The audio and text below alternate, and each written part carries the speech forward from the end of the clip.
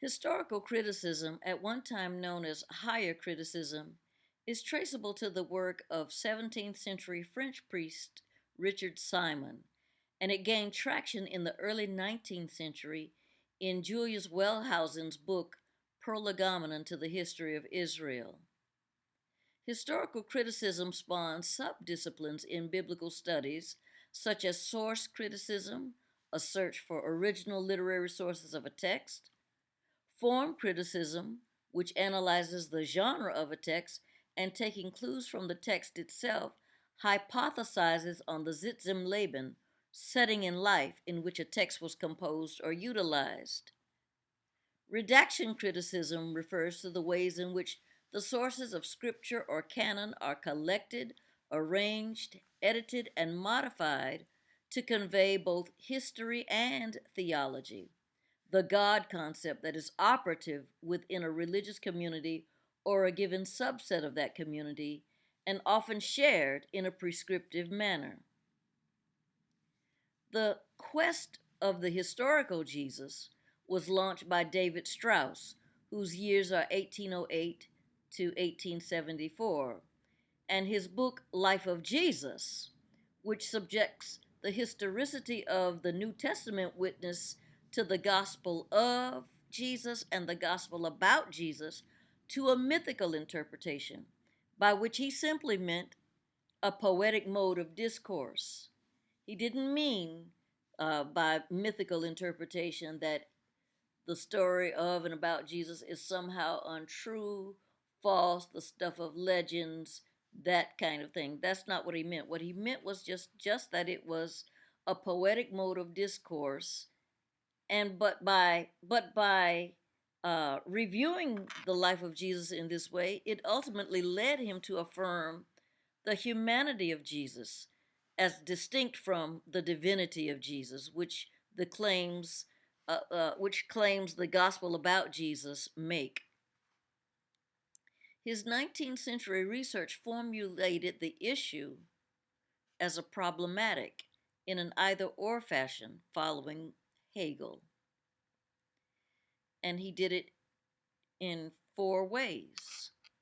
In the first way, in which he formulated the issue of the humanity versus the divinity of Jesus, he posited this: either the story of and about Jesus is purely historical and rational, or it is purely supernatural and mystical.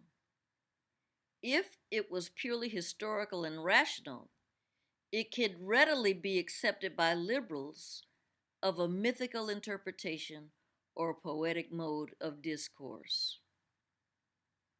Number two, he stated that either the story of and about Jesus is synoptic or it is Johannine. The two very different kinds of depictions of who Jesus is. And if the story is synoptic, it would result in the two document hypothesis of Matthew and Luke derived from Mark and Q, depending on the priority of Mark, and then it would discount the role of the fourth gospel in presenting a notion of a credible historical account. Three, he posited that either the story of and about Jesus is uneschatological or it is eschatological, which would then spiritualize the historical Jesus, making him not purely historical, but a construction artificially planted into history.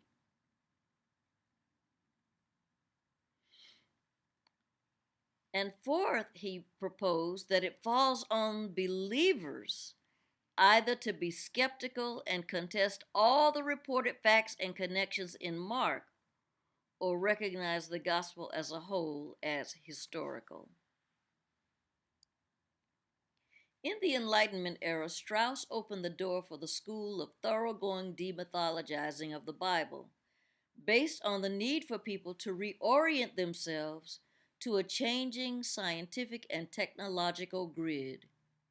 In the pre-modern era, the limited science of his day served to underwrite the theological assumptions found in the biblical texts, and that theologians extrapolated from them. Enlightenment science proved to be the foe of orthodoxy, where orthodoxy was conceived as adherence to monolithic interpretations of salvation history, and especially where orthodoxy ascribed literal meaning to the biblical texts. Liberal theologians who wanted to affirm the science of their day in the 18th and 19th centuries had the task of finding ways to be faithful both to reasonable scientific claims and to their Christian identity. How do I remain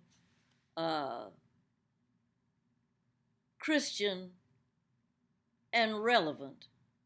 How do I remain present to the innovations of technology and the world in which I live in, and to my Christian identity? How do I remain faithful to both those things, particularly as orthodoxy lay claim to the deep truths of Christianity and the unassailable truth of Christianity and the unquestioned truth of Christianity and the only truth of Christianity. Albert Schweitzer, in his book Quest of the Historical Jesus, wrote this: "The whole history of Christianity down to the present day is based on the delay of the parousia, that is, the fact that it did not take place. Hence, the abandonment of eschatology and the resultant progressive de-eschatologizing of religion." Rudolf Bultmann's Jesus Christ and Mythology makes an important contribution to the debates on the Jesus of history and the Christ of faith, which is one of the most substantive points of ongoing discussion among the liberal theologians. Bultmann wrote on the need to demythologize Scripture, to deprive readers of some of its literal meaning in favor of getting at its charismatic implications for believers with a different appreciation for a scientific worldview.